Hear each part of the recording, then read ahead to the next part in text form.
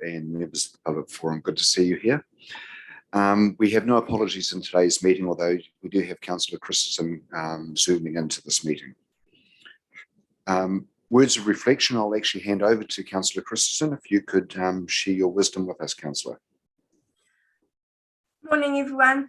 I've always thought our community is pretty fantastic, and I came across this little quote by Coretta Scott King that I think fits us well.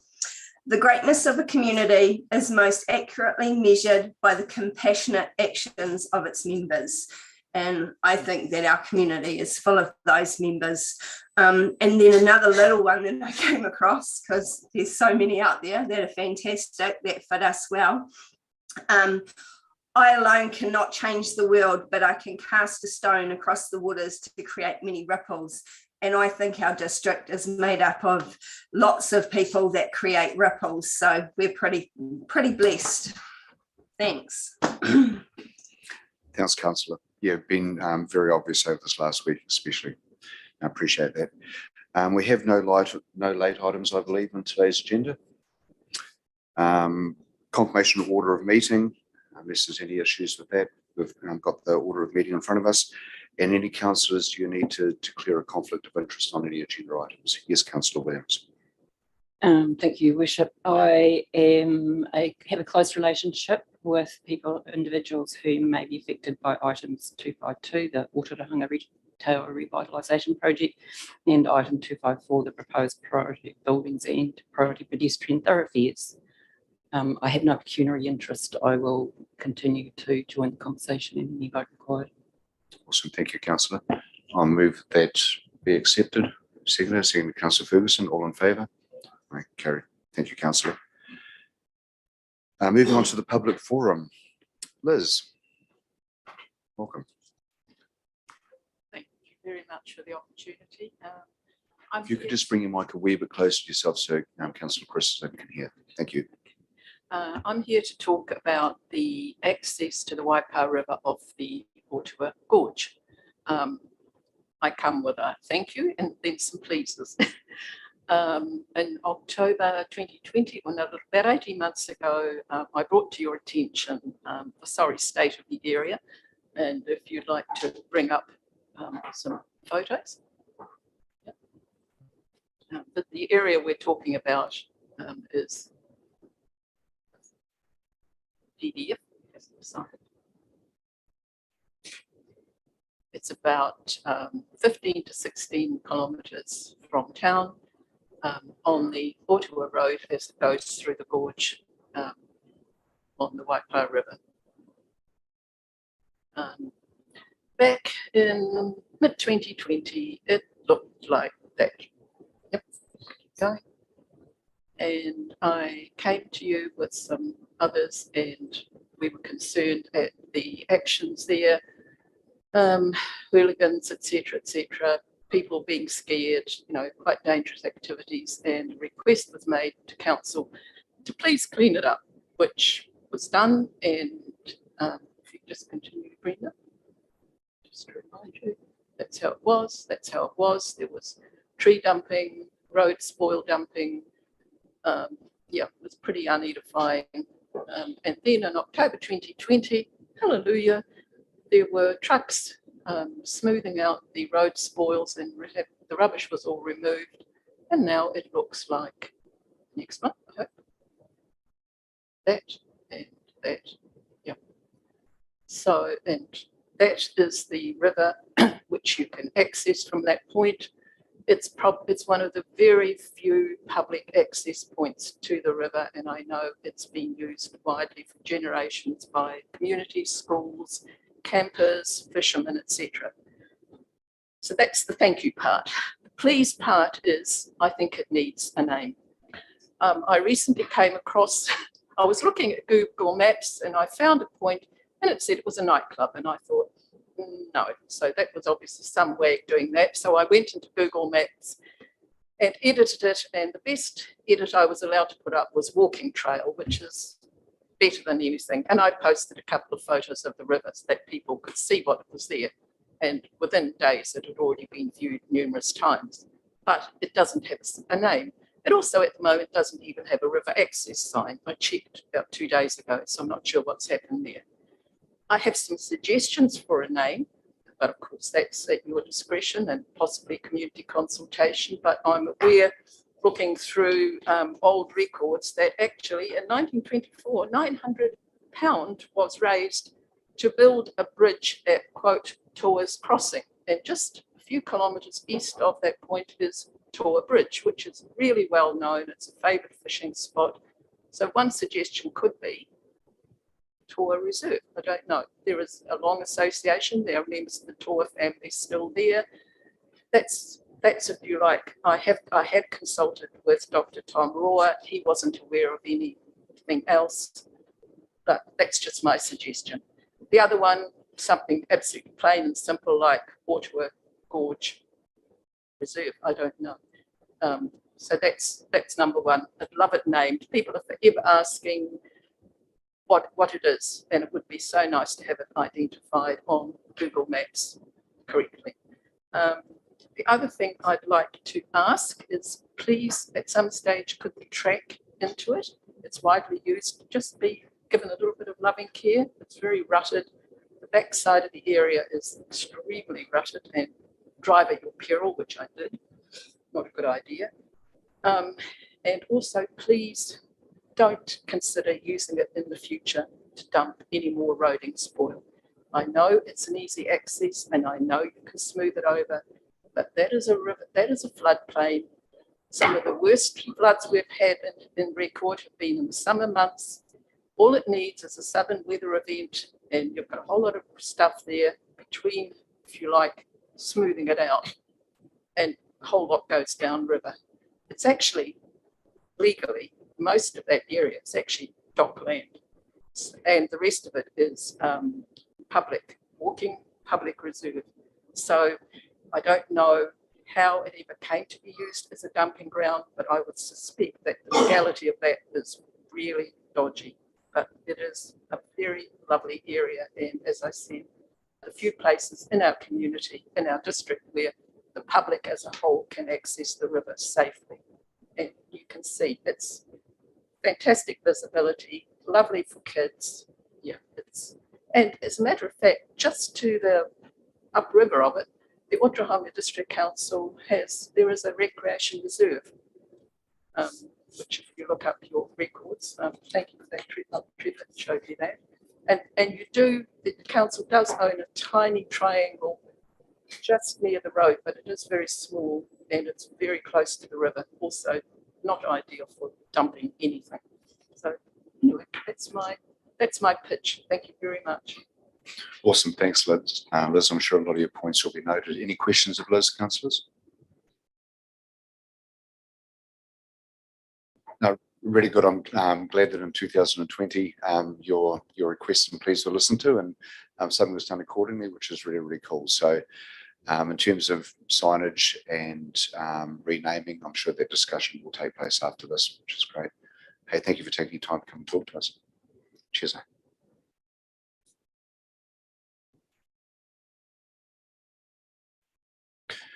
And next in the public forum, we have Trevor Skilton. Trevor, welcome.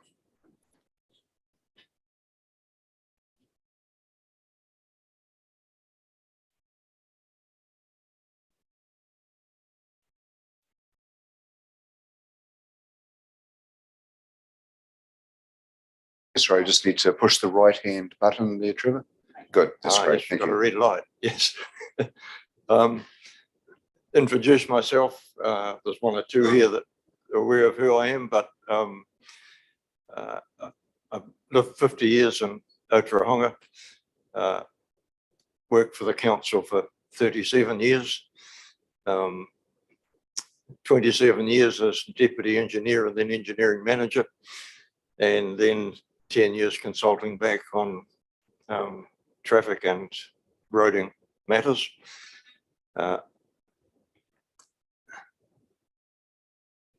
Talking to the building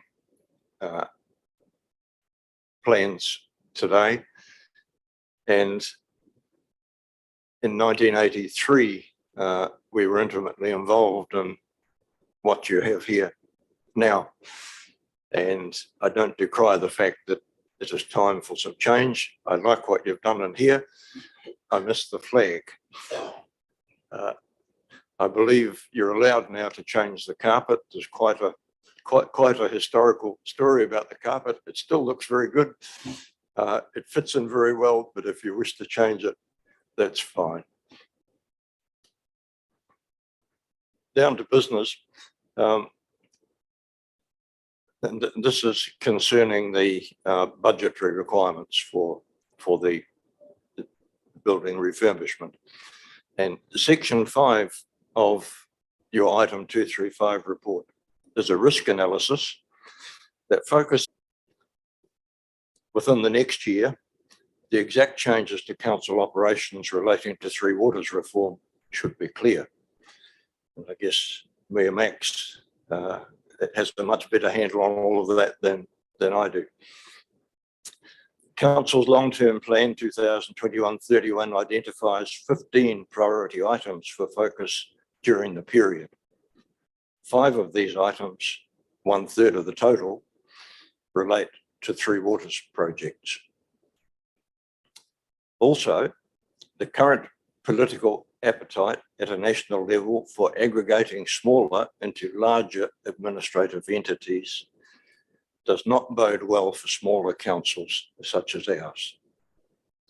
Although in my experience, and this was 1989 and 2003, we have survived 2 concerted local government commission attempts at such a change. I doubt that there will be any avoiding options available next time. The next year or 3 will tell. Given that the 2 urban communities, population about 3,500 people, will not need to service Three Waters activity, and that the remaining 6,500 people in rural areas are mainly serviced by roading, then amalgamation into a larger organisation would result at best in a very small sub-office requirement. And I say perish that thought, but it should be kept in the back of your mind. With respect to the cost, the risk analysis in the report mentions a fixed price contract process and scope for additional budget provision in future years.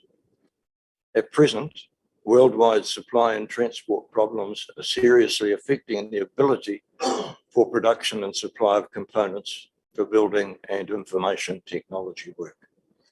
And that increases the difficulty in obtaining reasonable fixed price arrangements and brings a higher risk of longer build periods.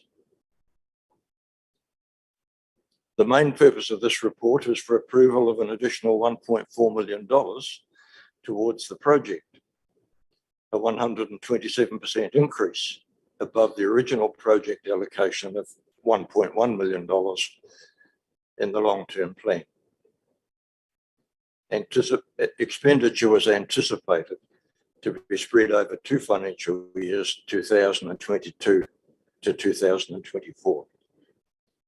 And the work was predicated by a planned council refocusing and associated staff resourcing realignment increase, and also provides an opportunity for updating and maintenance. The Three Waters and related comments above may now affect the scope of the project, and there's a question mark there. The bullet point in section 4.4 of the report relating to staff growth and changes affecting how council may operate is germane to taking these matters into account. And so, all things considered, I suggest that a further consideration in the light of current and changing circumstances would ensure that appropriate and necessary work is completed by 2024, back in history. That is my submission for your consideration, Your Worship. And I have some copies here that I'll leave so that you can refer. I think this is all of yours. That is all of yours. Awesome. Hey, thanks, Trevor. Thanks for first off reading the agenda. And then secondly, bringing your concerns to us here at council. Like, as you're fully aware, there's massive changes going on in local government. I mean, we know it's only a review at the moment, not a reform. But obviously the Three Waters reform is upon us, as is 2 or 3 others around the place. So yeah, a lot of change ahead of us, that's for sure. Like, I'd love to sit down with you one day. We can just go over and chat over some of your items, which would be really exciting to hear your view on things. Any questions, councillors? No, but yeah, thanks, Trevor. Thanks for sharing those, and certainly that we will bring those into consideration. Appreciate it. You're coming to get those. Thank you. I'll listen in a little longer. Please feel free. Okay, councillors, moving on to confirmation of minutes from the Ōtorohanga District Council dated 26th of April 2022. Do I have a mover and a seconder that ensure an accurate record of that agenda?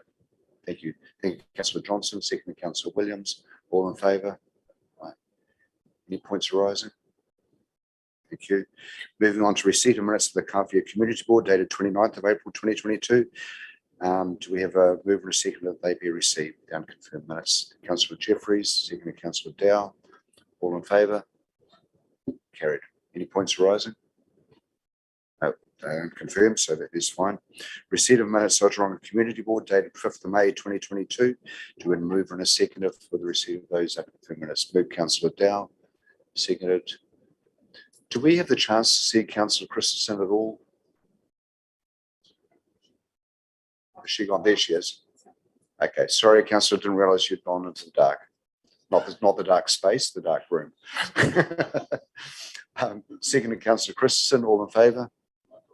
Carried. Thank you.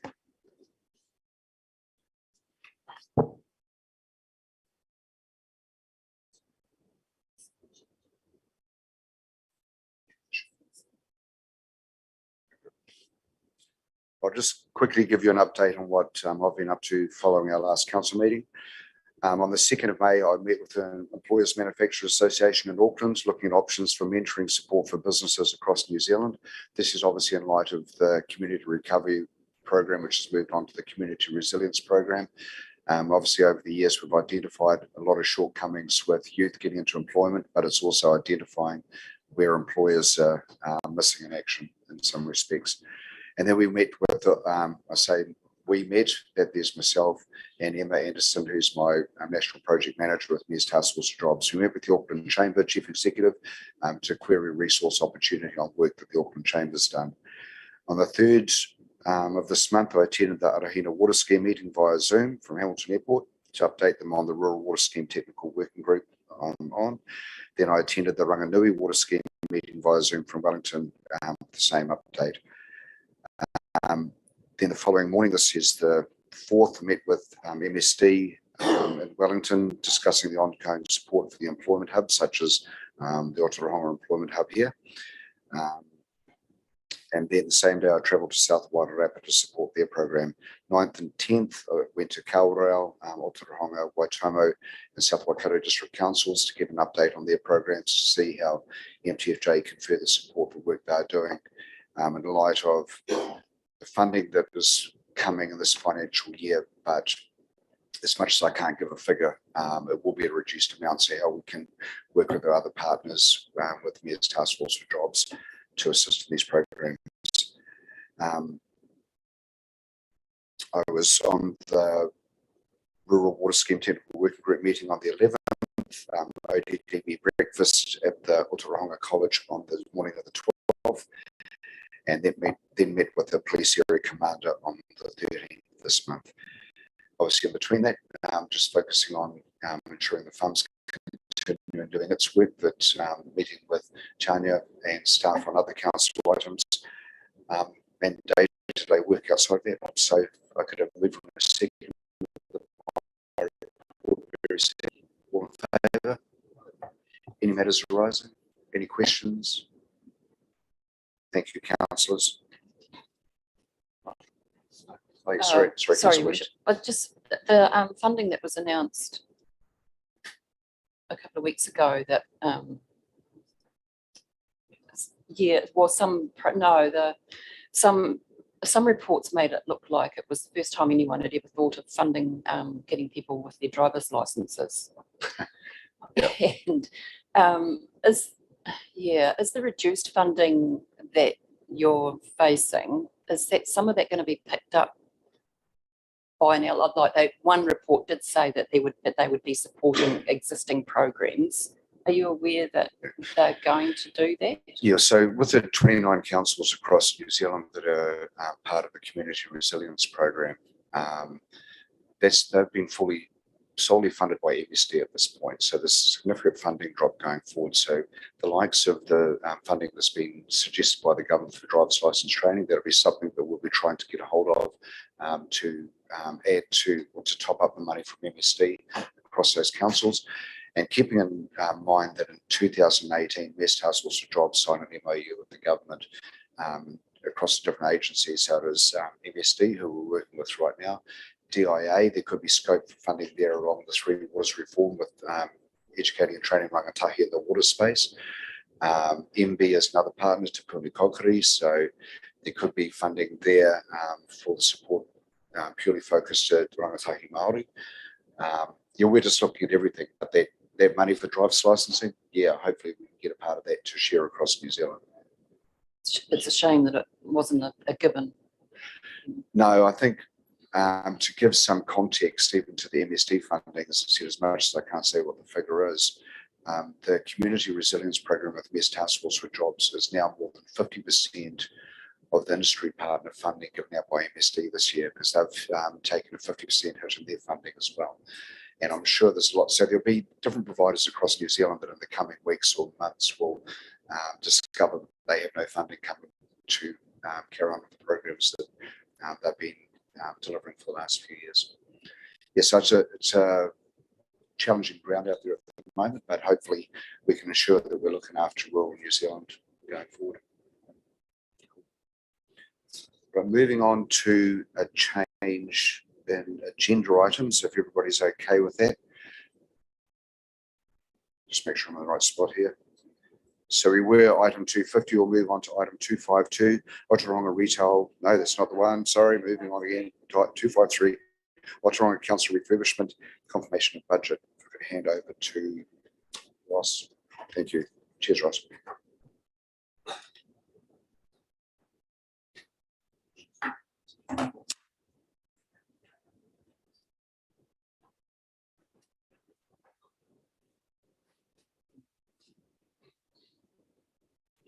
Thank you, Worship, and good morning, councillors. So the report before you sets out both the process and the scope of work that the refurbishment project currently presents. Part of the process that we went through in relation to the long-term plan was to identify a rough order costing of the refurbishment project. And it wasn't until we embarked on the more detailed assessment, which is part of the process that we engaged Unispace to undertake, that we now find ourselves in a situation where the scope of the work is much more extensive than we had anticipated, to the extent that the base build elements such as air conditioning, ventilation, electrical cabling, and the suspended ceiling grid throughout the building has reached end of life. We knew there were some elements associated with the build, such as the security risk that is presented by an unconfined public entrance and customer service area, was something that we needed to address as a matter of concern, and that's highlighted in the report that's before you. So that $1.1 million set out in the budget has been reviewed as part of the assessment, and that has come back with a 2.2 $5 million cost associated with the scope of works that we have been working through with Unispace to identify as part of the design concept process. So this is stage one of a two-stage process: to identify the scope of works, the design to deliver on that, and then the costing to achieve that. So we are currently at that point right now. The second stage of the process, subject to today's consideration and deliberation, is confirmation of a budget, and subject to what that budget confirmation level is, moving forward with Unispace to identify the detailed, or to confirm the detailed design for the upgrade works and the associated cost. At that point, we will be in a clearer and firmer position regarding delivery of the project within the agreed timeframe and the cost for the delivery of that.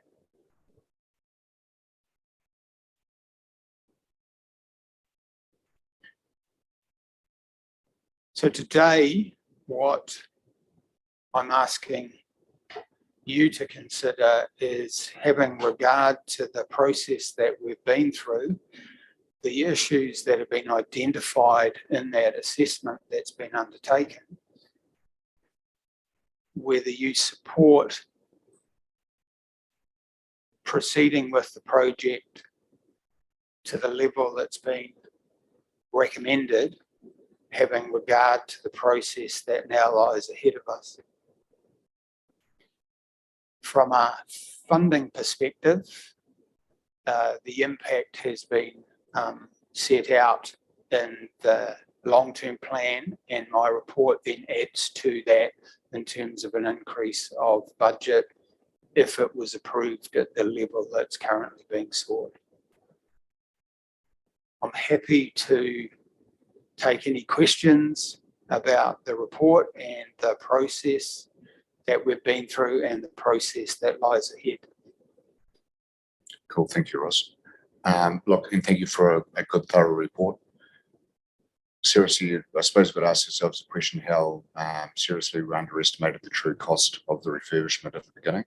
And it wasn't until some, I suppose, more comprehensive investigations were done to actually come to the point we're at now. But I'll certainly open up to the floor first with councillors if you have any questions of Ross on this report. Councillor Jeffries. Thank you, Your Worship. Through you, yes, Ross. Yes, I think the report reads very well, and I do support what you've got in here. But I am interested in what your response is to Mr. Skilton's concerns that were raised this morning when he talked about. I think he described them as the third dimension in terms of Three Waters local government reform and the like. Have you had any chance to sort of think about those? Through your worship, I see Chief Executive Tanya has her hand up, so maybe I'll defer to her. Thanks, Ross. Yeah, I'll kick off and then Ross can chip in. I think that, very pleasing to have Trevor's comments on the reforms and someone in our community who's so interested in what we're doing, but also has the grasp of the bigger picture. So thank you so much for coming along. We have developed up this proposal with, I guess, addressing the now issues, but also looking to the future. We expect that we're going to, as in local government, be delivering less in the infrastructure and regulatory space and more in the community amenity, community development kind of area, community wellbeing area. And so the office refurbishment has been very much created with the view that it may not be a council building forever. It may end up being a community space actually in the future. And so rather than having a rabbit warren of tiny little individual offices where your accountants beaver away and your engineers beaver away and everyone's in their kind of little silos doing things, it's more of a collaborative space, which is, I think, looking to the future of what our community might be wanting. So that's sort of my commentary, I guess, overall, but Ross might have more to add to that. I wish if I couldn't have put it any better myself. No, thanks, Tanya. I probably would have regurgitated a very similar sort of pros should I've been asked the question. Look, I think, certainly the face of local government is going to change. We've got to be ready for that, but probably more back to the point, if I even look at the workspaces of my children up in Auckland, that it's a shared workspace by different companies at times where you turn left to go for, could be a case you're turning left to go for council and you're turning right to go to somebody else. So I think we've just got to make sure, and as Trevor said, 1983, I think you said, Trevor, that the work was being done here. 40 years is a long time. There's no question when nothing really has been done to the building. It's probably just unfortunate that the real cost of what the air conditioning and the cabling was, or has come to, has really thrown any budget that was previously proposed out the window. But in saying that, these things need to be done. Otherwise, we're just left floundering again back in the 80s, which doesn't serve well for anybody. But certainly up to the floor, councillors. Councillor Johnson. Yes, certainly. Thank you, Ross, for your report, and thank you, Trevor, for your input too. While it's disappointing that our estimation is under half of what it appears that it is going to end up being, I don't want to be, as a council, I don't want us to be guilty of not being future focused. And I think looking forward, wherever the community ends up, wherever what the purpose of this building is, at least it's going to be a purpose-built building for our community or for the council. I mean, and it will be an asset for the council. But yeah, I'm certainly disappointed that we're so far out in their estimation, and you're probably disappointed to see this carpet go too. Thank you, Councillor. Councillor Kloss. I'm probably the one person who shouldn't have a say, but I've been through this myself, and dancing around the machinations of the government and which way they're going to go in the future is exceedingly difficult when you're trying to get on with your business and build a building and make sure that you have got the appropriate facilities in place for your customers and your staff. And I'm saying, my experience, you just believe in what you're doing, bite the bullet and get on with it. And I'm sure the people will build on your confidence and support you. Thank you, Councillor. Any further discussion, councillors? Councillor Dow. I just sort of think if you want the best people, you need the best facilities. And it's been 40 years that people would redecorate their house in 40 years and be shocked at the cost too. I mean, it's just the life we live. We wait another 10 years, it'll be there. So sometimes you just have to spend things on maintenance. So it's one part. And I think you can I don't see any reason why safety, for the example, which is hypothetical, if you lost the 30-year staff because 3 waters was gone, well, there's no reason why you couldn't put, for instance, the development board in that space or something like that. And there's other community groups always wanting space. So yeah, I don't see it being an issue. Yes. Thank you, Councillor. Yes, Tanya. Through you, Bishop. I mean, interestingly enough, yeah, this is the 6th council I've worked for. The first council I worked for was Hutt City Council, and me and my team shared a space with the community. So we had Citizens Advice Bureau, Budget Advice, Te Awa Kairangi Iwi Authority. We had all sorts of people and meeting rooms for other community organisations to meet. And so my team were very, very close to a lot of the people that came in to that space. So it's kind of, a wee bit circular, I suppose. That was over 20 years ago, but I'm confident that this is the way of the future, and that making this building, very community and customer focused, and with a future eye to the future is the way to go. Thank you, Tanya. There's no further questions. Ross, you got anything else to add? No, Your Worship. Awesome, thank you. So taking all things into consideration, we do have a resolution in front of us, and that is for item 253, that the Council Office Refurbishment Confirmation of Budget. That Ōtorohanga District Council confirm the office refurbishment budget at $2.5 million to be loan funded for inclusion in the 22-23 annual plan. I'd like to move that. Do I have a seconder? Seconded, Councillor Williams. All in favour? Carried. Thank you. Yeah, Trevor. So yeah, we have thought of, I suppose, what the future is, and like Councillor Kloss says, none of us know. So I think if we're looking at creating a facility that is going to be for the betterment of the Ōtorohanga community, regardless of what the purpose is, then we're going to be in a good space. And as Councillor Dow mentioned, it's not going to get cheaper the way things are going. So hopefully we do serve the community well through the upgrade, and it does come in within budget and within the time frames which we're hoping. So I'd still love to sit down and talk to you sometime with some of your visions going forward. Kia ora. So now we'll move on to item 250, the monthly financial report and capital projects update. Brendan and Mark, thank you.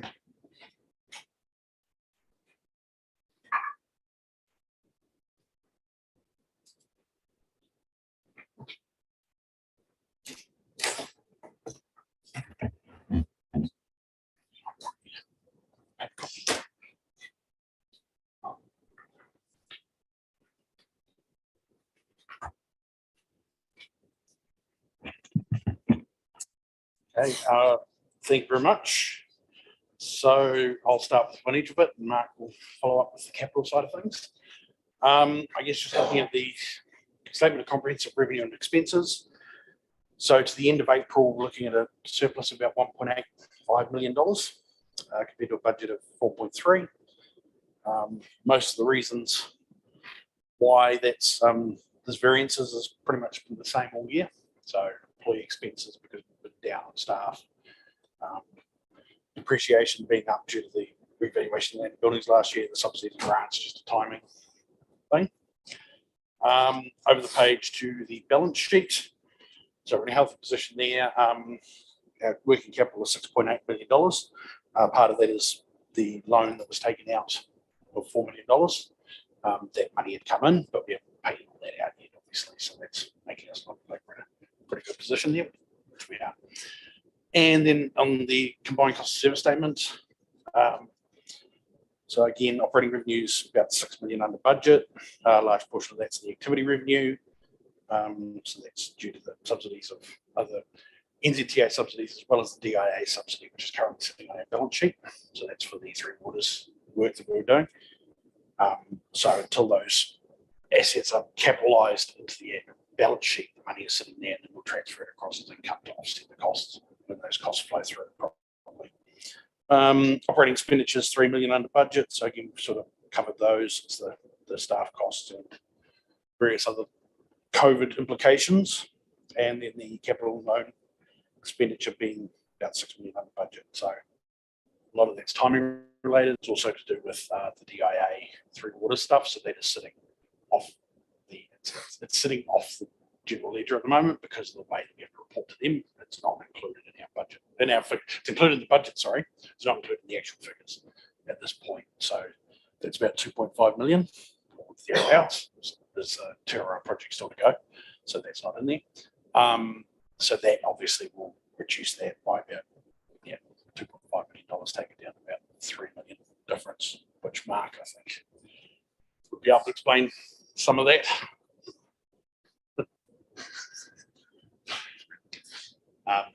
Yeah, I mean, I won't dive into the financials just at this stage. I thought if we just go to my capital report, then maybe some questions around it. But sorry, I can explain why we're moving some budgets around depending on the work that's coming up in the future. So, but first thing, I'll jump into my capital report so it doesn't get lost like last time. So I'll take my report as read, but I thought just there was probably some really good points that I thought I might highlight today, and I think the first one being the stimulus funding. We were successful in changing a lot of that funding around back in April. And I've detailed that in that table which you see. So we've managed to move in total 580,000 across the district, but the table's only really accounting for the new projects which we've basically funded through that moving of money. Unfortunately, that was at the detriment of the Gōrikau upgrade, which was planned, but we are still spending some money in that area. So it's, we're still going to achieve a slight increase in level of service there. So, but the big issue there obviously was having to move that money before that money was lost. So, though probably not the perfect scenario, I still think it's a good result overall. And as you can see, we actually captured some of those unbudgeted expenditures in that table. Obviously, the Kakamutu sewer main upgrade or replacement, and the asbestos removal in Kāwhia water treatment plant. So overall, a good result. There's still 2 outstanding projects in the stimulus funding. The tidying up of the Gōrikau upgrade is one, and the Tihara rising main, which is still balancing currently on supply of materials, which is now sitting at the end of May rather than the middle of May. Unfortunately, there's not much we can do in this space except ask and keep asking and hope that it's going to turn up. That is the environment we're living in, and any project can change at a phone call at the moment. So I'm still confident the pipe's going to turn up. Fortunately for us, the DIA funding portion is just for the pipe alone. So once the pipe's landed on site, we would have completed that project. So still confident it's going to happen, but just updating you on the fact that it's been pushed another 2 weeks. 3 water projects we've moved through the continual valuation phase for the water main renewal collaboration project with Waipa District Council, and we've just awarded the Ōtorohanga sewer main replacement project. That will be a capital budget that will carry through into next year because we won't have that completed by June this year. So just a sort of pre-warning there. And also we've actually made a good step forward this year, I think, in preparing for next year's projects early. So we're actually going to hit the ground running really well in July, whereas sometimes we've arrived in July and then started thinking about the next financial year, which is not always a good way of doing things. You're always behind the 8 ball. Another little project I just wanted to talk about was the Kāwhia water meters, which is currently sitting at about 55-60% complete. It's still detailed in my report that we've put 186 water meters in out of the 300, but I can guarantee it's over that by now, considering this report was written last week.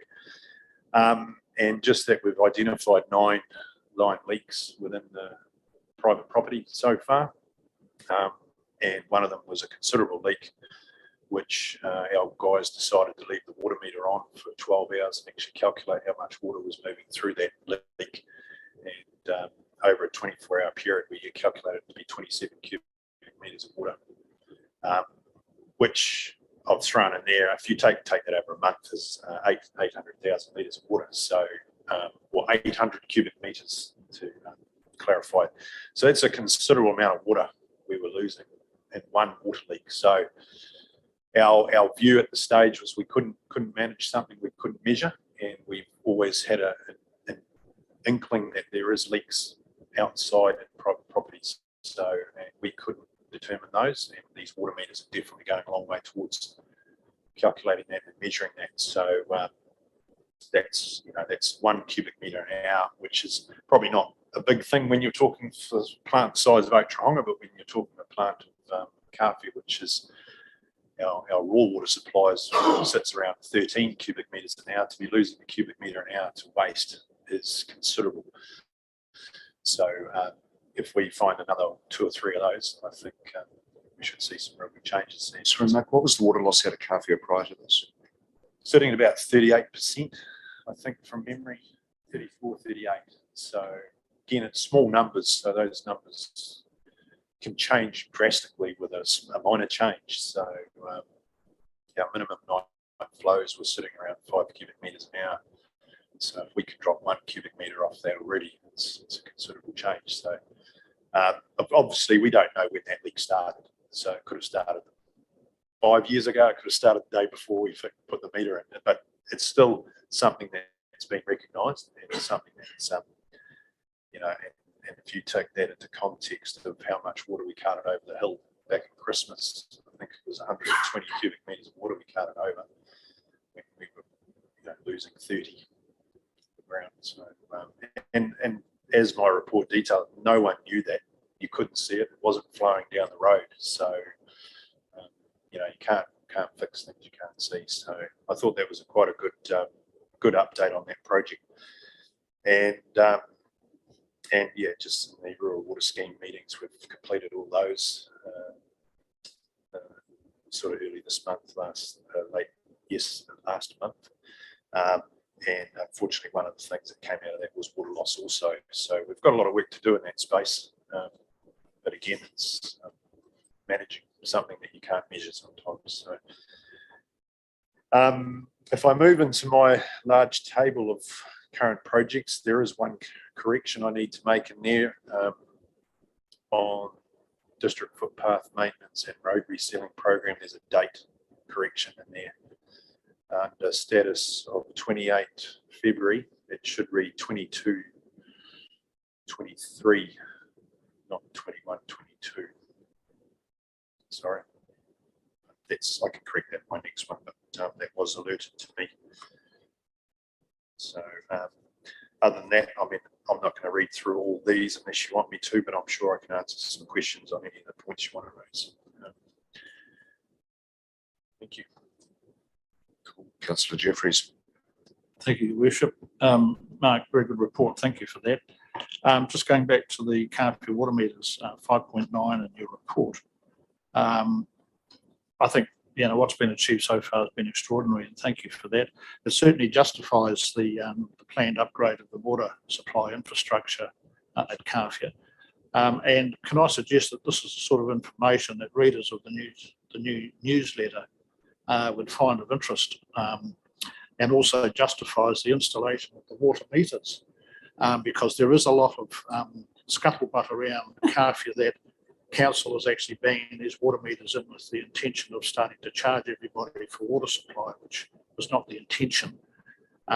So I think the fact that you've identified already 9 leaks with the installation of the water meters is newsworthy and perhaps should be publicised. So just thank you for that, and yeah, just make that point. Thank you. Thank you, Councillor Jeffries. Councillor Johnson. Yeah, just a little bit of the detail on what actually is the minor service delivery increases in the Kāwhia treatment. Sorry, what did we, or what are we going to achieve? You mean? Yeah, what are the, you mentioned minor increases in service delivery. So it's basically a telemetry upgrade of the existing plant so that we can measure it remotely. We've also going to be upgrading the Ōtorohanga school UV system because the school is currently not under the boil water notice. So to maintain that, we need to make sure we upgrade that system. So that's one of the things. And if we can, there's a small electrical upgrade taking place on a switchboard, and if we manage to extend the funding a bit more, we will probably look at covering the cost of the upgrade of the filter media and Kāwhia. So those are sort of like the 3 things. Plus, I think one of the other factors that's come out of this is we're completing a full report on how we got from A to B, so that can be used in the future should anyone wish to consider doing a point of use upgrade and seeing how difficult it was to work under the current acceptable solutions, and what that may look like in the future, we don't know. But we've definitely taken some real good learnings from that program, that project. So we'll have that documented so it's not lost. Is that for the school one? Is it? For the entire upgrade that we Oh, the entire. intended to do from day one. Cool. Thanks, Mark. Councillor Ploss.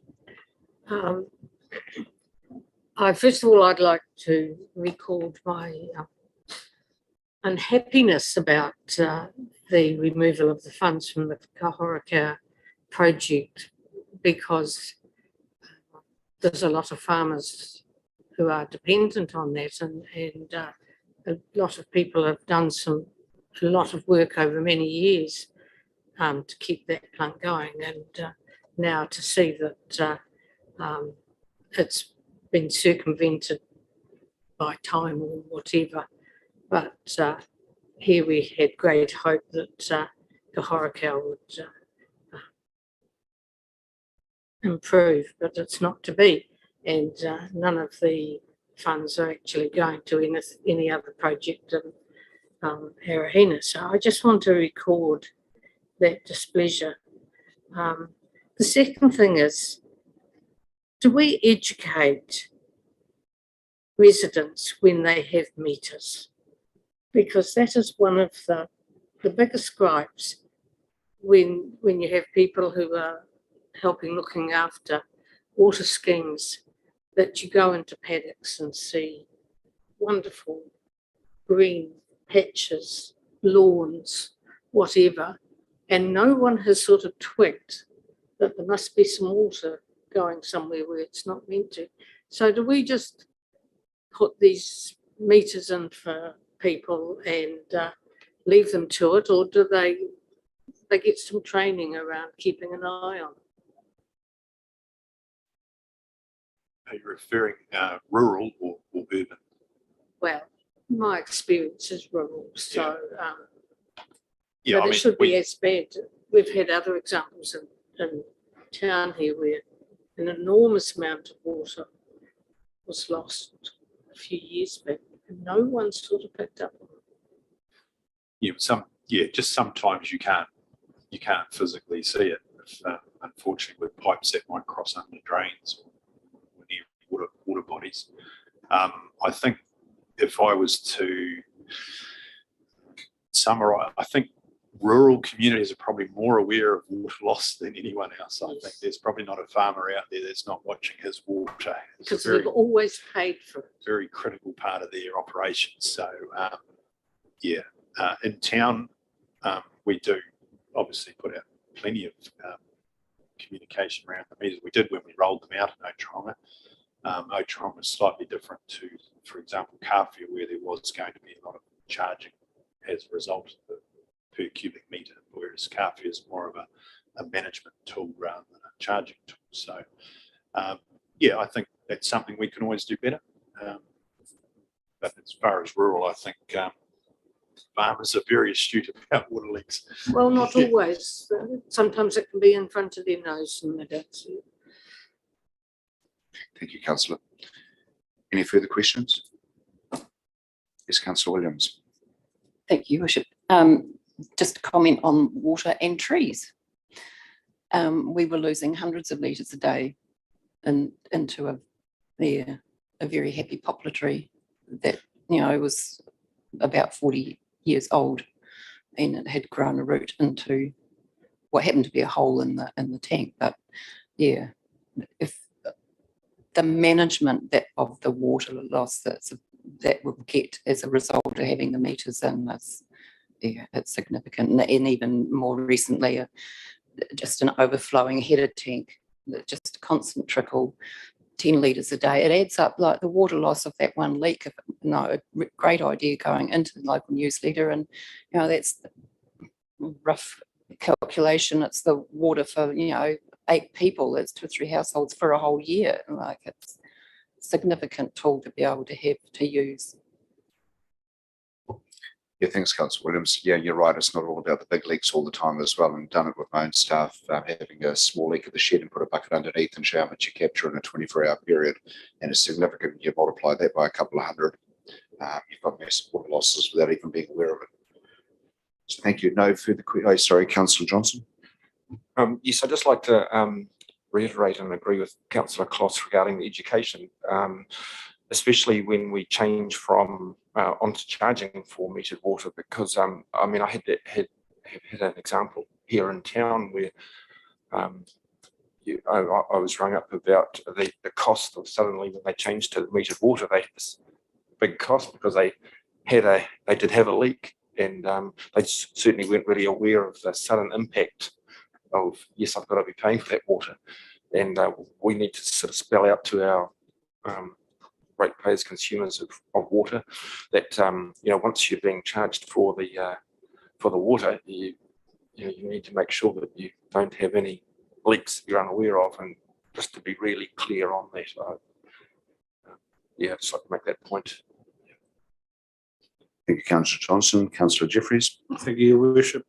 Just going back to, if I may, just going back to the financial report, I did raise some issues through Tania, and I'm not going to labour the point at this meeting, but I guess I'm quite happy to wait on the staff's response to those queries. So, thank you.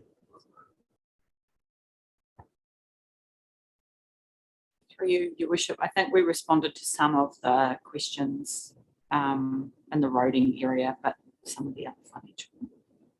No, they're getting back at due course, thanks, Councillor. Yeah, obviously there's a bit of confusion sometimes over multi-year fundings and how those budgets work. It does get a bit messy at times. No further questions, nothing further, Mark or Brendan? Awesome. So I have item 250, monthly financial report and capital projects update, that Ōtorohanga District Council received a report titled Financial and Capital Projects Report for the month ending 30 April 2022, document number 626991, from Brendan O'Callaghan, Finance Manager, and Mark Lewis, Group Manager, Engineering and Assets. Do I have a mover and a second of that, please? We have Councillor Jeffries, second Councillor Kloss. All in favour? Thank you. Carried. Right, moving on to item. Thanks, guys. Appreciate it. Item 251, Ōtorohanga District Development Board Annual Plan 22-23 request for an increased operational grant. Nadia.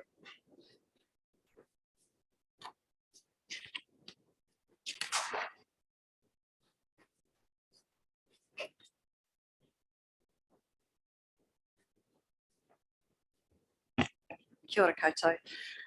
So we've recently received a request from the Ōtorohanga District Development Board for an increase in their annual operational grant of $50,000. This has already been modelled into the rates for the coming year, which you have seen a snippet of.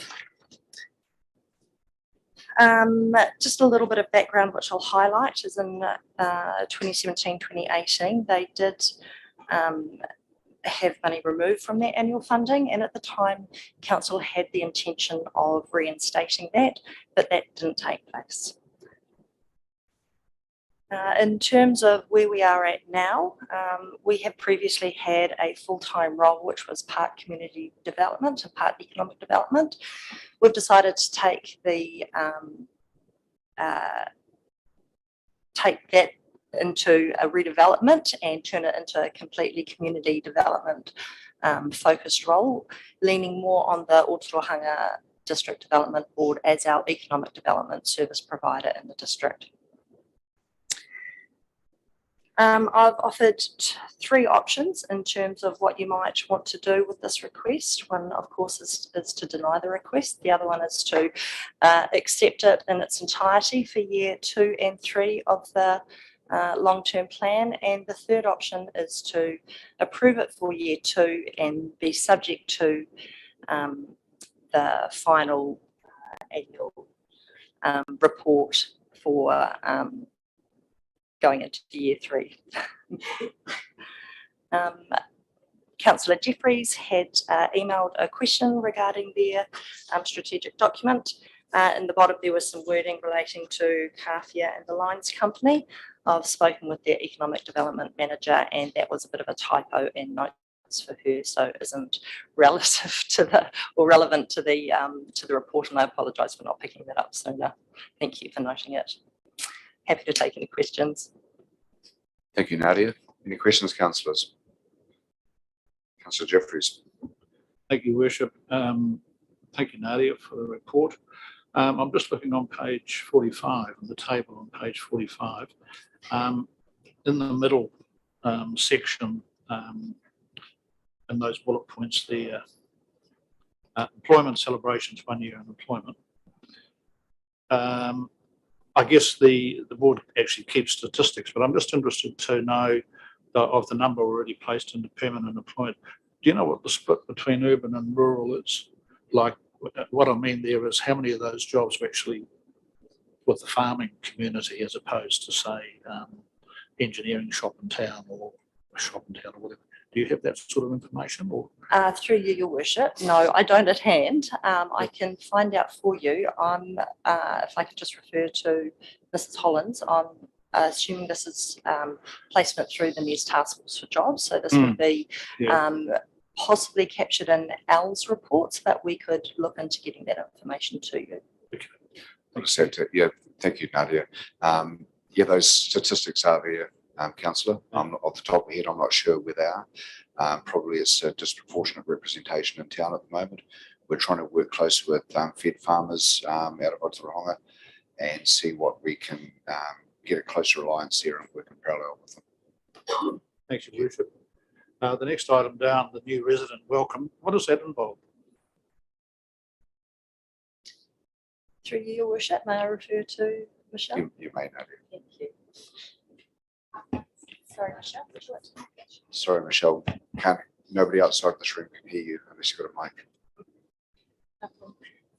So it's actually working with the community to design up a welcome pack, and they do them in Hamilton with the mayor as well. So it's actually just welcoming people that have come to town, making sure they understand where the local opportunities to participate in the community are, local schools, sports organisations, community groups, those sort of things, to actually give them the best opportunity of settling in, really. Yeah. I'm really delighted to hear that you're doing that, because I think we used to have something like that here, and it's sort of fell through the cracks somewhere. But I think the fact that you're working back on that's great. And just one last question, if I may, the cycleway project. Has there been any consideration given to undertaking an investigation on the proposed cycle walkway between Kāwhia and Aotea? There hasn't just yet. Right. The cycleway project's kind of bounced around a wee bit, if I'm honest, since I started. There's obviously a conversation this afternoon around the cycle park. There is a business case for the cycleway between Ōtorohanga and Waitemata Village. But there's also a need to kind of step back a wee bit too and look at what is the desired outcomes we're trying to achieve for cycling in the community, which really then starts to look at a bigger picture, connecting into Ross and Nadia's work around the town concept plan. Is it even some of the simple things around smoother footpaths and safer riding around, the streets and things as well. So yeah, it's quite a broad piece of work when you really have a look at it. Yeah. Just keep it back. Thank you. Noted. Yeah. Thank you, Michelle. Thank you, Councillor. Councillor Kloss.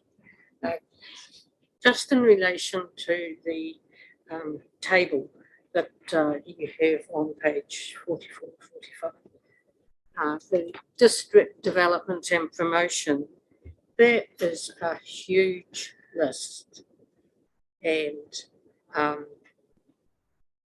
it's very easy to put more funds into it, but I think, as I keep saying, we need results, and so I think you're taking quite a big slice of work to do there, and reassure yourselves that you're able to deliver on it.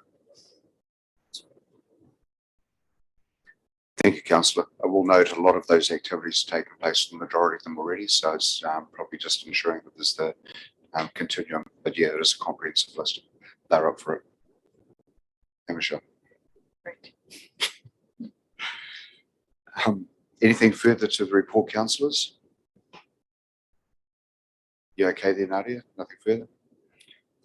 Okay, no further questions. On that note, then I have a recommendation here that Ōtorohanga District Development Board Annual Plan 2022-23 request for an increased operational grant.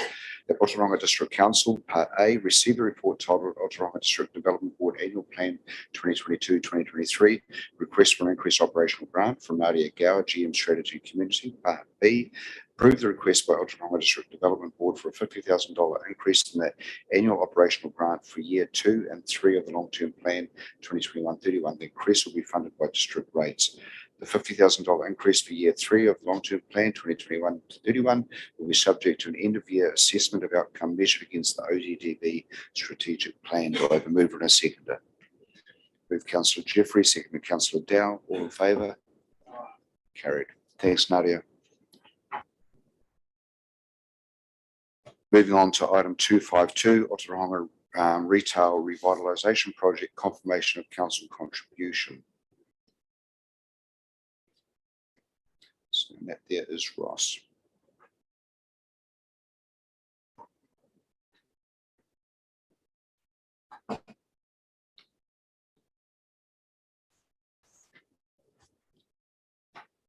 Thank you, Ross. Michelle Murray.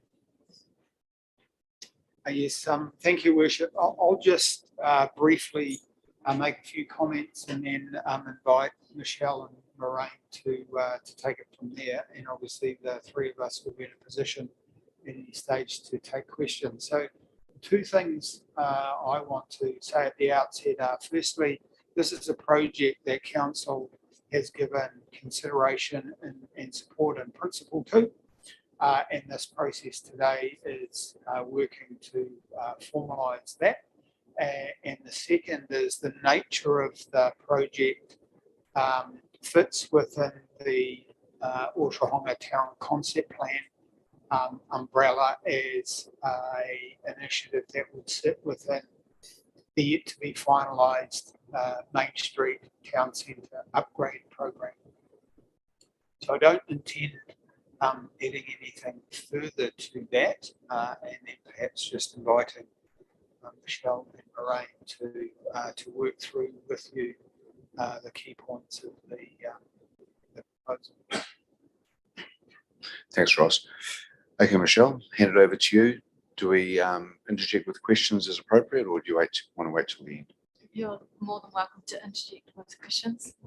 you. We do have a presentation. Oh, you've got a copy of it? Yes. Yes, yeah. Okay. I've just got it in front of me, so I'll just use the slides as a prompt for me. But thank you for the opportunity to talk to you about this proposal today. Back in November, we presented to councillors around the opportunity. At that stage, we were very much at the formation of our thinking and our ambition. But today we have certainly progressed the project. Our aim remains to create a sustainable, vibrant main street for Ōtorohanga Township, but not with an exclusive focus on Maniapoto Street, but it's certainly the emphasis that we have put on the proposal today. Our goal really is to celebrate and highlight the Art Deco features that exist in town, very similar to what has happened in the Hawke's Bay and Napier, but certainly it's to refresh, clean and paint the main street. It's very much a historic restoration, so this one, yeah. So to bring out the facades, I guess, at the moment there's quite a beautiful, quite a number of beautiful features above the verandas, but they're very greyed out would be the description for them, so they don't sort of bounce off the buildings. So we're taking the opportunity to work with Peter Shaw, who is a historic building consultant, to really get the best of those and give people something else to look at, and I guess, and photograph themselves in front of. So treating the buildings with the respect that they certainly command. Our progress today, thanks Ross, whoever it is that's clicking the button for me. We have obtained quotes from the local contractors for the cleaning and painting. We've certainly worked hard to get that as the best cost we can and worked with local contractors. We haven't gone outside of town. We have visited all the retailers in the main street and provided them a verbal overview. You can imagine that's a little bit vague for them at this stage, but they certainly understand the ambition of what we're trying to achieve. We've gained the support of Peter Shaw, and he's supported us with the first images that I'll show you in a moment. and we've secured 43,000 in community funding. So that community funding comes from the organisations that you can see in the list. So the Charitable Trust, the Lions Company, the Lions Club, and ourselves. We've got product support from Rosine. Dave Rowe, the painter, has obviously supported us with the pricing, as has David Chetman for the cleaning. And over 25 community members have contributed anywhere between $500 and $1,500 to the project. So they are individuals and organisations who see the project as worthwhile, largely from outside the Main Street business owners, but certainly see the value of the Main Street being kept well. So in terms of the budget, the total estimated cost, which excludes any cherry picker, because that scaffolding that will be dependent on the business. So this includes the clean and paint only, is around 162,000. I say around because it depends who's in and who's out when we get to the other end. The sponsorship of 22,500, ourselves at 8,500, the Charitable Trust at 6, Lions Club at 5, although they've said that if we needed some more support, we could certainly go back to them, and the Lions Club. So you can see in there the original request, and my apologies to Ross, because I think I might have verbalised 17, but it was always in at 17.5, so I've squeezed the extra $500 back in. The request to council was 17,500. We do recognise that council funds us, so therefore ratepayers' contribution actually is those two figures combined if we factor that in. So you can see there on that first one, the two buildings, so the owners and the next one as well. So this is a sort of imagery we're creating for the business owners. What we've got is a profile to a business owner so they understand the approach we've taken, why we're doing it. They get 2 images, the background to the project, and they get the full quote of what it would have cost them without the sponsorship money and the community support, and then they get their adjusted price. Obviously, if they don't like the 2 images they've given, we're not stuck in stone, and we're not saying that they have to take one of the 2, because really it's their building and their brand that they need to blend it with. So we have a lot of conversations to go yet. We recognise that we have the Mitre 10s, the Paper Plus, who have branding, and we can't alter their colouring. What we have done is we've treated the town Main Street in blocks. So for example, the Mitre 10 block will have more of an orange theme to the block than the block with the Paper Plus, which will have. So we're not trying to be garish about putting one colour that really doesn't go with the other colour next to it. We're trying to blend as best we can to create a nice walk-through feel, so you actually feel like you've transitioned from one block to the next as best we can. Any questions on this piece? Because I guess there's a piece a lot of people get a little bit stuck on, the colour, the theming, how that might work.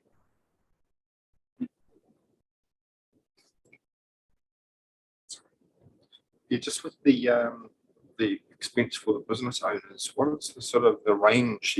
What a total there of 101,500. What's the range? And I guess some business owners would have to pay more than others, but to arrive at that figure, just give us an idea what's going to cost individual retailers. So I'll tell you how we've done it. There's 57 buildings that are counted as, or 57 stores that are in the Main Street that are counted as currently in. Bearing in mind our aspiration is to have everybody in. There's 63 in total. The ones that are out have either recently painted, or you're looking at the pharmacy, which is actually brick, or so there's those sort of pieces. What we've done is we've said, okay, there's 57 retail stores, but there's actually the easiest way to explain it is if I stand in front of Moraine's old building, it's a small front building, so it's counted as one in the proposal. So 57 actually becomes 103 street front counts. So Moraine's is 1, but our employment hub is counted as 2, because when you stand on the street front, it actually is double the size street front of Moraine's. So that's how we've calculated the proportional piece of it. We're trying to keep the single storefront under $1,000. That's been our aim the whole way. It's not till we get to the very end we know if we've got there. So we haven't finished our fundraising yet, and we need to finalise the contra value of the paint from Rising. We haven't quite got that yet because that will change that. So does that answer your question? Yeah, no, that's a good idea.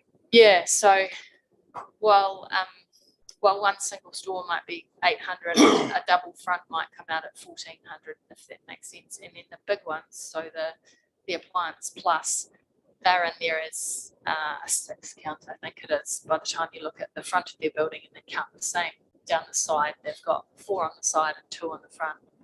Is that? Yeah.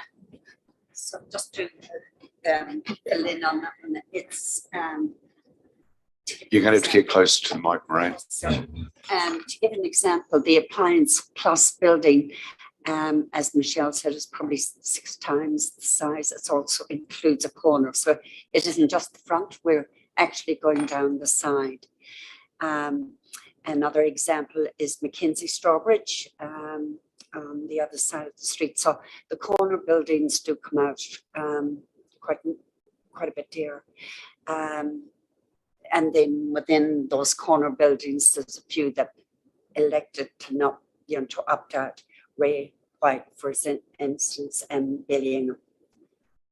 Okay. Questions, councillors. Councillor Jeffries. Well, just a comment more than a question, Your Worship. But we had a report at the last meeting about earthquake proofing of buildings in the main street. And I just wondered, this isn't going to in any way compromise that activity, or the other way around, is it? Well, we can probably ask the presenter of the next agenda item. Okay, thank you. We have, just touching on the I guess the risks and our next steps. We have identified obviously that the verandas are a potential question amongst it all, and the earthquake strengthening. So we have stayed in touch with Ross and your team to look at how that might impact the progression of the project, if you like. The whole goal from us is to get everybody in. The timing of getting everything done won't be all at once. So it might be that those pieces of the puzzle we have to work with you guys to work through what's the process behind it. Yeah. Councillor Kloss. I understand that the businesses are being involved, but what about the building owners? Yes, so the landlords are also part of the picture. So if we talk to the Appliance Plus building, because that's our cornerstone, first off the rank, I guess, both the landlord and the business owner are engaged in the process and have agreed to partner to get the painting done. So it's certainly, we're trying to take, I guess, the weight away from the retailers who have been heavily impacted and find a way to, work with the landlords as well. Then they can opt out? Yes, they can opt out, yeah. We're going to try pretty hard to get them in. Yeah, that would be an unfortunate one to opt out, because I mean, it is I suppose the highlight of the town if you're driving up Maniapoto Street. Yeah, so I think the good thing about this involving the landlords, which we've really struggled to get engaged with over the years, so having that initial conversation with the tenants and then bringing the landlords on is going to bode well for the future, I hope, in terms of further relationships. Any further questions, councillors? Councillor Dow. Are you going down the side streets like to like Mark's Mowers and down the other way? We haven't gone down the side streets at this stage. We've been pretty clear in all our public communications that we're open to anybody who wants to come and talk to us and wants to be part of it. But we haven't actively gone down there with 63 buildings already on the list. We've sort of taken the approach, let's just target the ones in the main street for a start. Yeah. Thanks. Yeah. Thank you. No further questions, councillors? Are you, Oh, sorry, Councillor Williams. are you going through the rest of the presentation? Sorry, keep going. My apologies.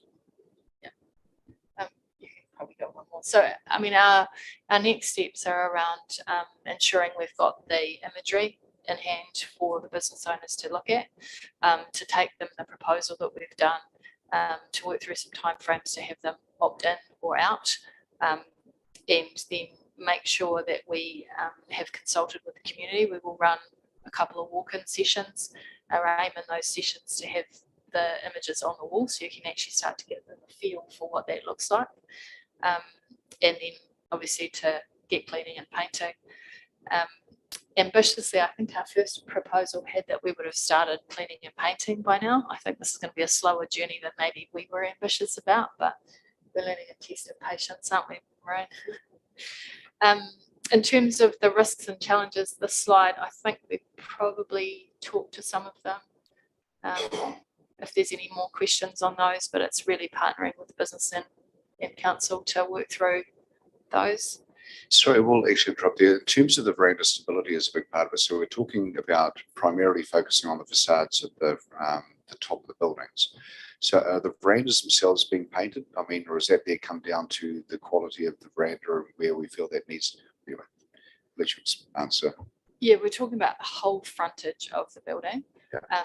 So if there's an instance where a veranda has been identified as unstable and it needs to come off or go back on or whatever, that would be worked out in terms of the timing of that building and how we approach getting it done. Yeah. Certainly wouldn't want to put some paint on and then find the veranda actually does need to come down after we've done it. So yeah, it's great. It's actually great that the projects are parallel. Yeah. So the last slide, I guess, just to be really clear on the request, it is for funding for this particular project of 17,500, but also to gain support to work through with staff around a way of making this a sustainable future project, whether it becomes a targeted rated activity so that actually in 5 years' time or 7 years' time, if things are looking tight again, there's actually a way of doing it without kind of having to do the whole thing puzzle again. So our preference is certainly to partner with staff and say, let's work through how does the cleaning happen annually and how does the painting happen on a regular basis that enables the town to really be a key feature in New Zealand's Main Street community and stand out because it always looks great.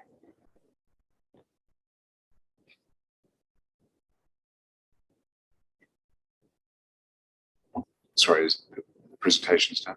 Correct. I'm kind of looking at you, I'm looking at the screen. Okay. Any further questions, councillors?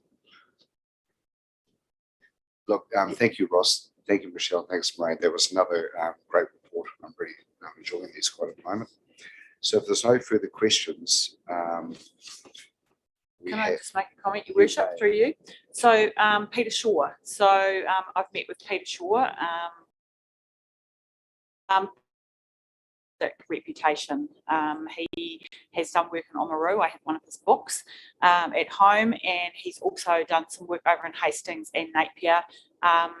Napier City Council actually included the colour scheme palette into their district plan after working that through with the Art Deco Trust and advisors like Peter and others in the community, so that building owners have an obligation to stick with the Art Deco kind of colour palette. I'm not suggesting we go down that track, but what I'm saying is we've got a guy who's giving his time to advise us here, and I just think that is to be commended and acknowledged.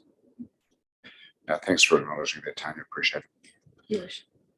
Yes, Councillor Williams. Through your worship, are the staff able to comment on just generally on a targeted rate, like how targeted can it be, and the process of actually doing that?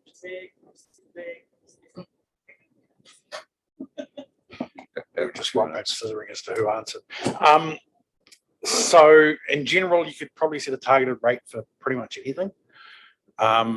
It then becomes a decision for the councillors as to how you want to target it, because obviously an argument could be made that you target it just across the businesses in the CBD that are going to benefit from the actual painting, but then you could argue also on the flip side that the whole community benefits, so should the targeted rate be across the community.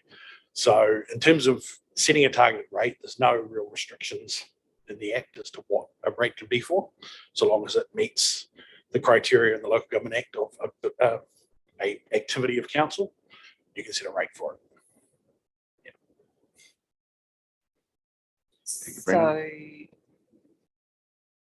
So is there is Main Street appeal a council activity? Well, through you, Your Worship, we have private owners that will benefit. So there are a bunch of considerations, and my suggestion would be that this is for the next council and their long-term plan to work through this if they wish to, because there's quite a bit of complexity around it. Thank you. I just want to be sure that everyone's aware that we haven't said that we will do a targeted rate. Thank you. That's assured. Yeah, all good. Yes, Brian. Yeah, I was just going to say, it'd be similar to our security patrol rate, where you would probably need to get agreement. If you're talking about recovering the cost through a targeted rate, if you got the agreement of those business owners, you could do that as opposed to, like it not being a council service. But I mean, if you had their agreement, you could still do that. The other option, of course, is you convince them to be members of the Ōtorohanga District Development Board, and you levy a membership that includes a little pot of money that goes to be put aside for this sort of thing. Yeah, I think, I mean, my intent with making that comment really, or the recommendation in here, is that we should have the conversation, because the last thing we want to find is in 7 years' time, it looks terrible again, you know, and you do it well now, and we keep an eye on making it sustainable, and it's something for the future. So I'm happy with any option there, just saying, well, let's have the conversation. Yeah. Absolutely. Right, no further questions. We have item 252, the Ōtorohanga Retail Revitalisation Project, confirmation of council contribution, that Ōtorohanga District Council, A, confirm a contribution of $17,500 towards the Ōtorohanga District Development Board Retail Revitalisation Project to clean and repaint Ōtorohanga Main Street buildings, with the funding to come from the approved Ōtorohanga Town Concept Plan budget, and B, approve the release of funding confirmed and above when the Ōtorohanga District Development Board have at least 80% of the project funding in place. Move in a second of that. Move Councillor Johnson, second Councillor Dow. All in favour? Carried. Sorry, thank you.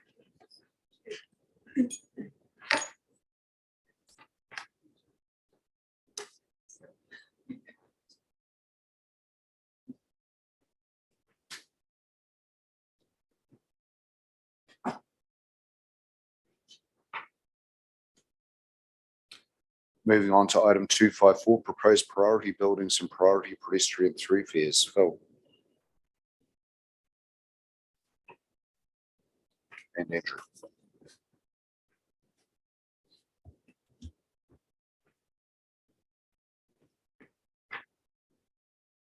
Good morning. Just kicking off on this. This really is about looking at a situation where we have the highest level of safety for pedestrians in our main street as much as anything else. And we've actually identified 30 buildings, plus there might be a few more yet that are potentially earthquake-prone buildings. So what we're seeking here is a decision on the next stage, I guess, which is the public consultation process. If council was to identify the buildings fronting onto Daniel Street as priority pedestrian thoroughfare, and so those buildings potentially become priority buildings. What that means in terms of the effect on owners is that they have 50% of the time in which to upgrade the buildings that they would normally have. So 12.5 years rather than 25 years. So that affords a higher level of safety for the general public by the fact that the buildings get upgraded at a closer date than the 25 years. So attached to the report is a little map that shows the section of Maniapoto Street between Branfurley and Tikanawa Streets, which is the section of road we're asking council to consider. And also a statement of proposal which outlines the section of information that would go out to building owners and the general public for their consultation. That consultation period would occur through June. We have to give them 1 month. After that, council would consider the outcome of those of that process and have any hearings if people wanted to be heard in person. Otherwise, we will put up a report to council at the following meeting in July, looking for a recommendation from council to either proceed to make that a pedestrian thoroughfare or not. So I'm happy to answer any questions. Awesome, thanks, Phil. I think it goes back to the point which we identified previously, that it would be negligent of council not to identify a priority building in South Ōtorohanga Street, considering it as a major thoroughfare. So in the report as well, it mentioned a public meeting on the 26th, I believe it was. No, just one correction, Your Worship, and that's item 4.8. It's actually the 14th of June for that information evening. Okay, what day is which it? is halfway through the consultation period approximately. Okay. So apologies for that. Tuesday the 14th of Okay, June. thank What you. time is it, Phil? Sorry? 5:30 it's planned for. Okay. So there's a council meeting that day. So Yes. Yeah. And the councillors are very welcome to attend if they want to. Yes, yeah, I think we should. Yeah, well, personally, I should be. Any questions of Phil, councillors? Yes, Councillor Williams. Thank you, Bishop. And not really a question, just the report doesn't really highlight that we've all known about this for a long time, but we're sort of coming to it now where we have to make a decision, but it's not like we're giving building owners 1 month to think about it. No, yeah, we knew it was coming. And no, it must be how many years now since? It's got to be at least 8. Since legislation was passed. Yeah. What Yeah. year was legislation passed? Sorry, I didn't hear the question. Oh, sorry, what year was the legislation passed for the earthquake? improvements on buildings? 2016. So I mean, that's, 6 years is a significant period of time to even get to this stage. So yeah, it's not as if we're on the go fast.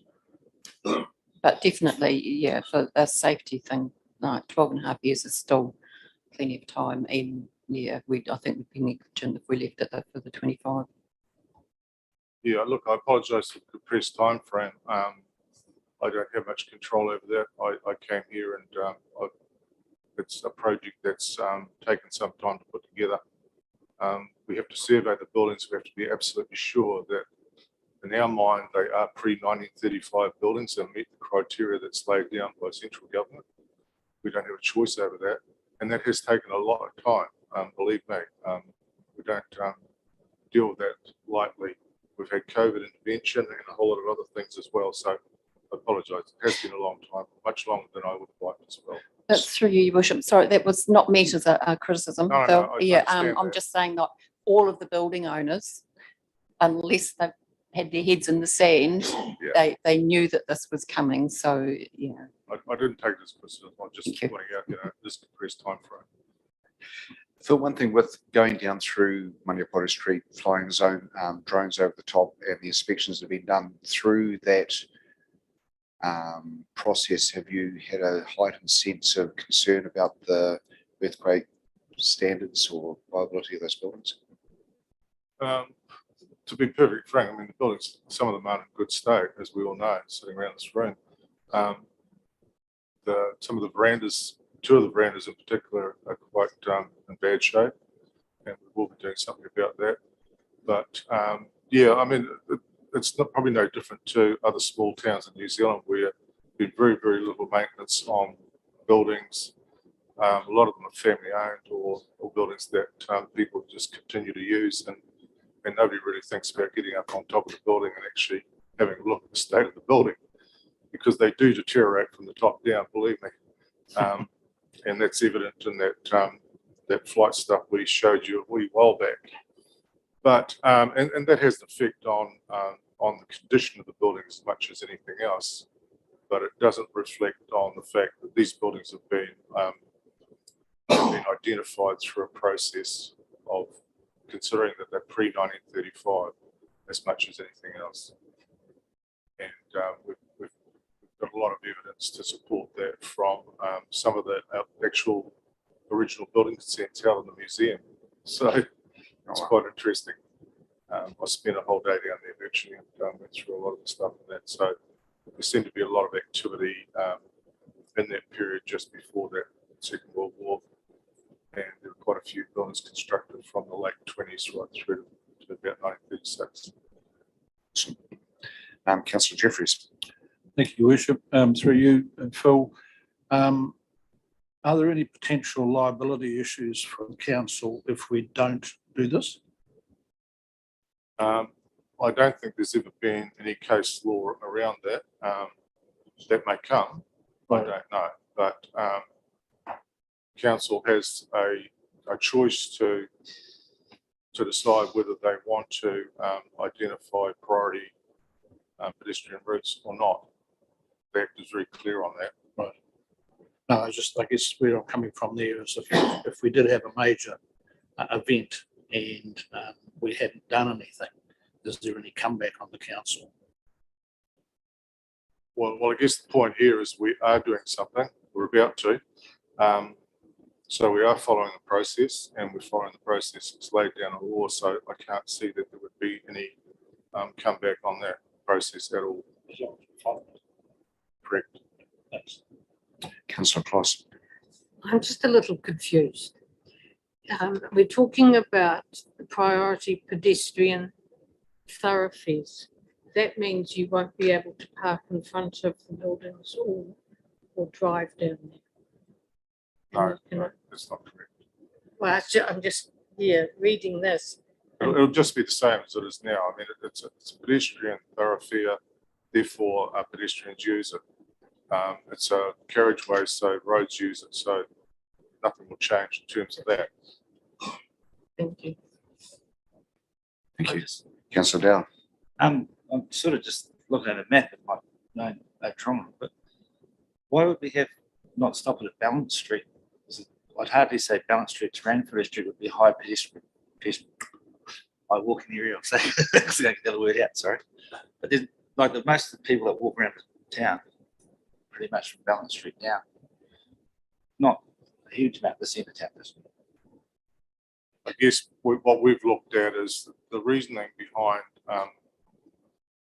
making it a thoroughfare is exactly what you just talked about, is that a higher pedestrian count. We didn't really consider the side streets on the information that we have.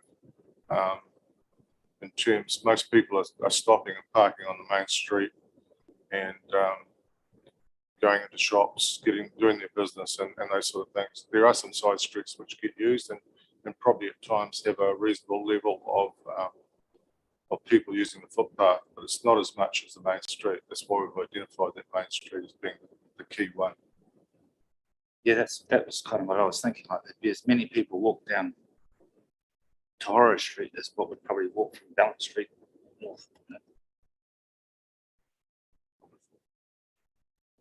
Maybe that's stage 2. Yeah. I mean, eventually, I suppose this is just finding priority buildings at the moment. I agree. Gives those on the side street a longer opportunity. And once they see what's happening on Mandiapoto Street, then hopefully someone will jump on board. Or at this stage, is going on that, then there's a request or a desire to also go down Tāwhara Street. Well, I think so. Yeah. Well, I don't know. I think maybe we need the pedestrian count. Would council like me to review that prospect before we make any further decisions?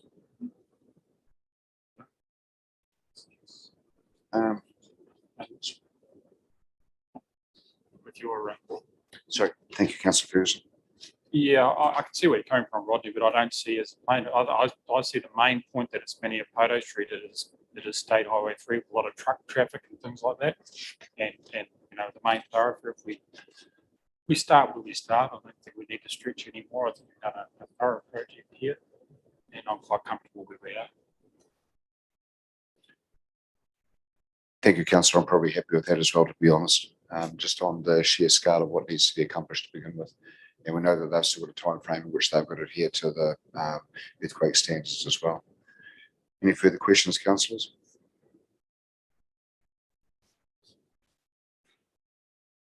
Thank you, Phil. Thank you, Andrew. So we have item 254, proposed priority buildings and priority pedestrian thoroughfares that Ōtorohanga District Council A proposes the section on Maniapoto Street, State Highway 3 between Ranfurly Street and Te Kanawa Street to be classified as a priority pedestrian thoroughfare, and B, approves the draft statement proposed on the proposed priority pedestrian thoroughfare using the special consultation procedure set out in the Local Government Act 2002 for the period from 30 May to 27 June, with the date for hearing submissions. Can we just put the year in there as well? 2022, with a date for hearing submissions and deliberations to be confirmed. I'd like to move that. Do I have a seconder? Seconder, Councillor Ferguson. All in favour? Aye. Carried. Thank you. Thank you, guys.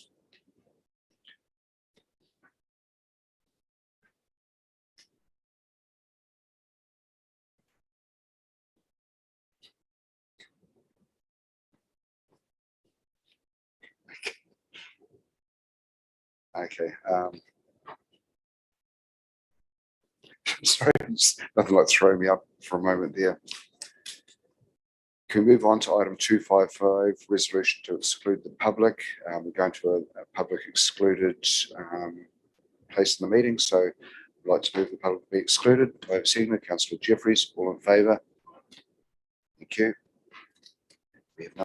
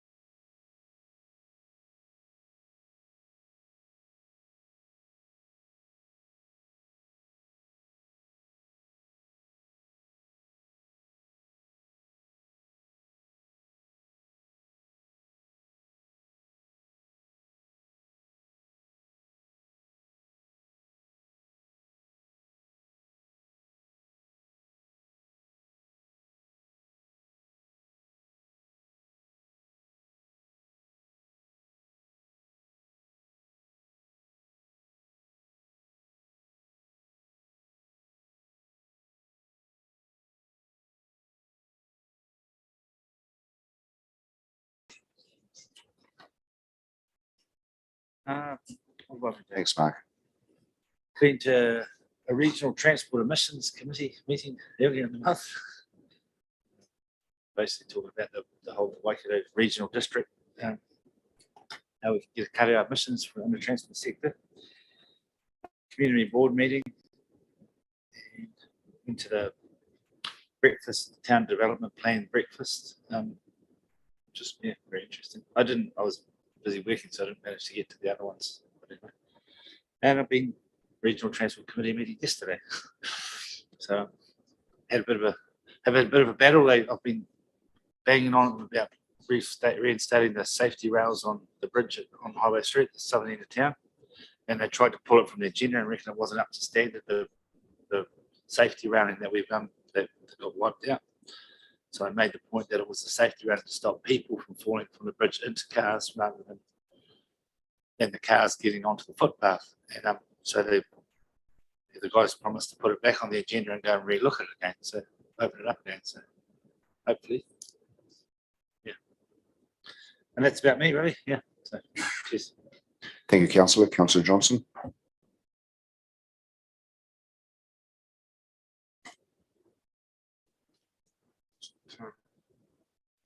So I attended the Waipa Rural Water Supply meeting, and the two of the urban concept plan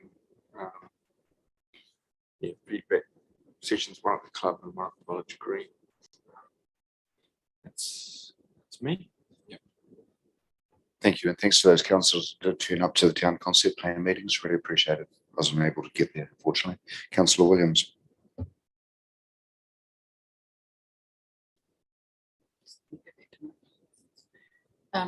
Same, the Te Hira Rural Water Scheme meeting in various town planning concept workshops and put into the one in the club and on the Village Green, trying to stay at bay with a cold and a mask.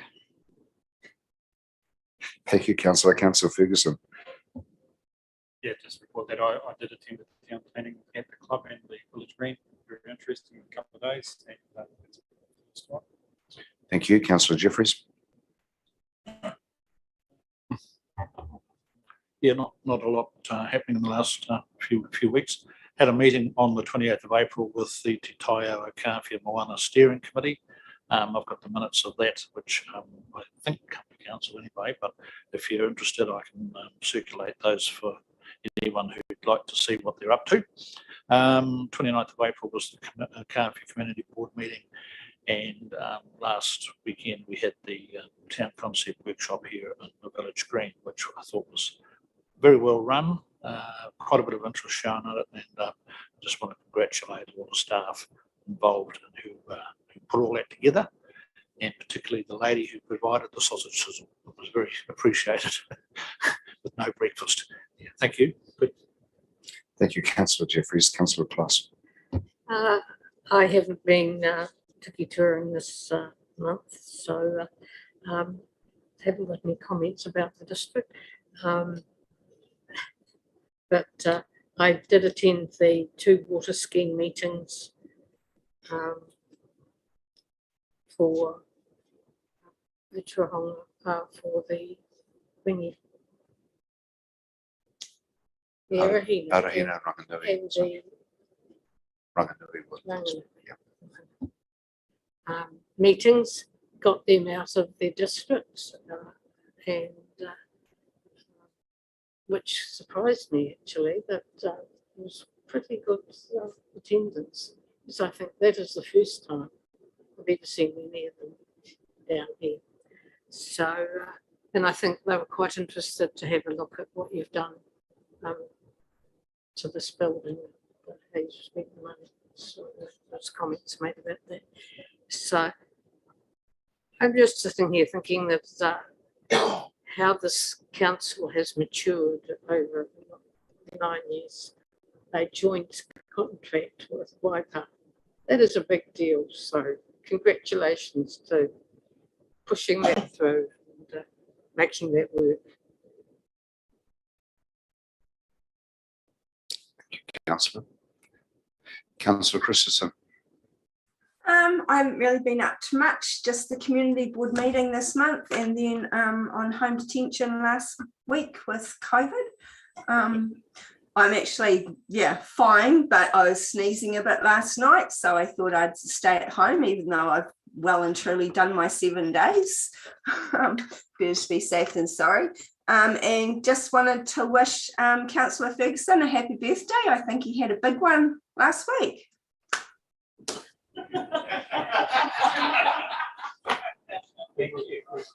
Where was the invite? Awesome. Thank you, Councillor. Okay, if there's nothing further. Well, just on the note of celebrations, I know we're going to farewell Colin this afternoon, but Andrew's done 15 years at the council.